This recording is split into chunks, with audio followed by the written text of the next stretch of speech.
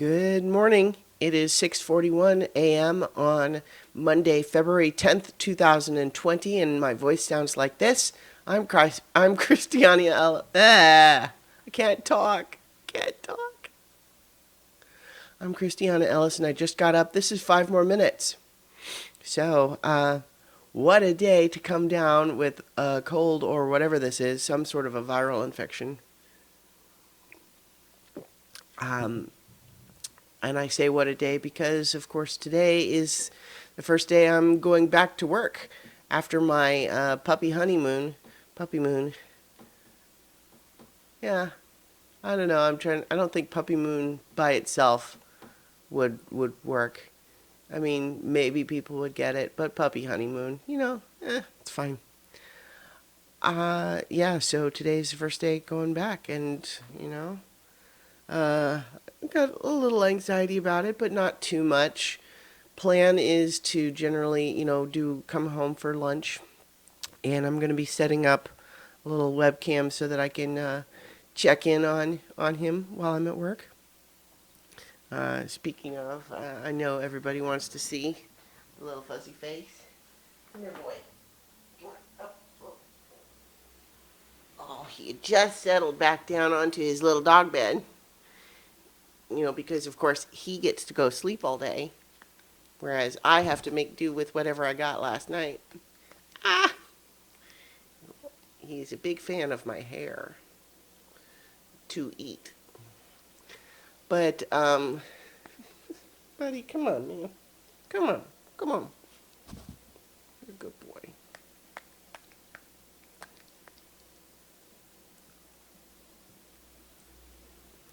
But,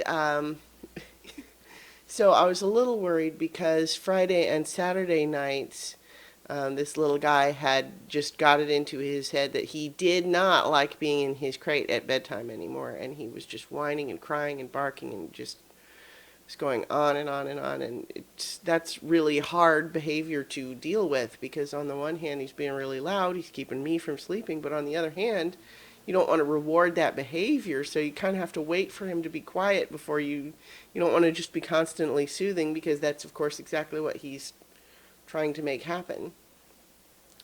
He's a good boy. He's still just learning what's okay behavior, isn't it? Right, buddy? But last night, although it wasn't back to like nothing, but it was a little more manageable. Maybe I'm just sort of figuring out the tricks that calms him down a little bit sooner, or I played with him a little bit more right before bed last night, so maybe that just made him more tired and that helped. So in any case, yeah,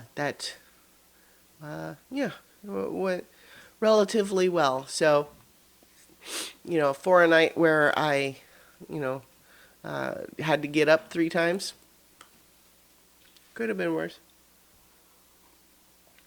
Didn't start sleeping outside until just this last one that we just got up.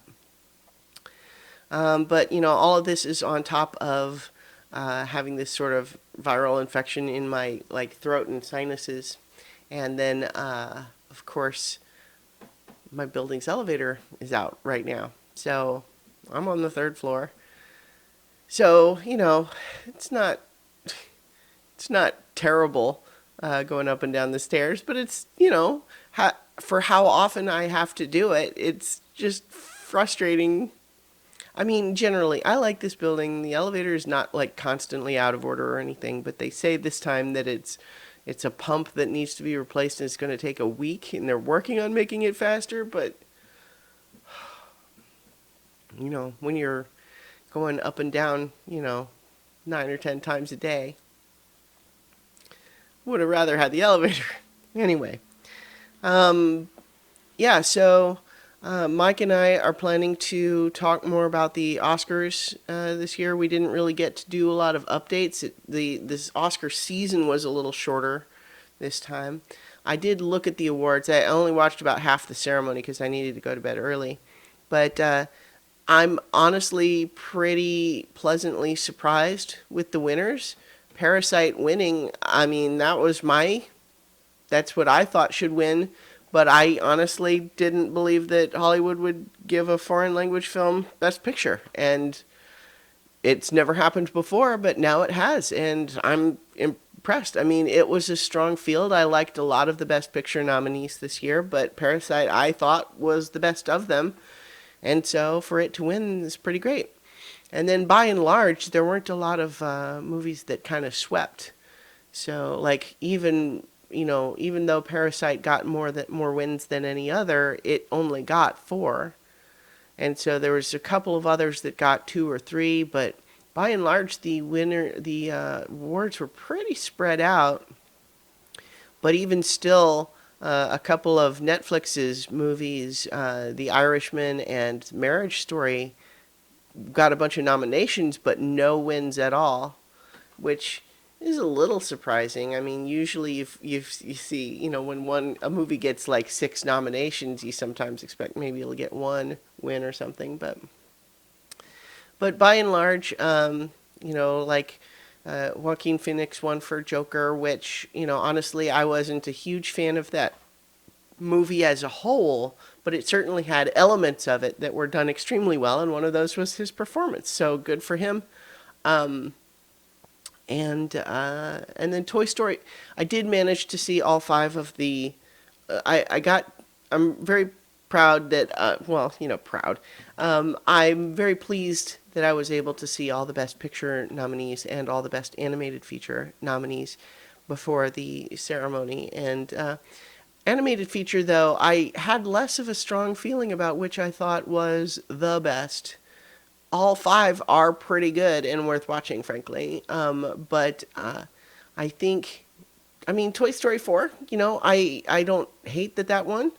I kind of, I honestly, I felt like all 5 of them had a lot to offer, so that's pretty good. And then, yeah, so I think I didn't have any of the award ceremonies or any of the awards where, like, I really hate what happened.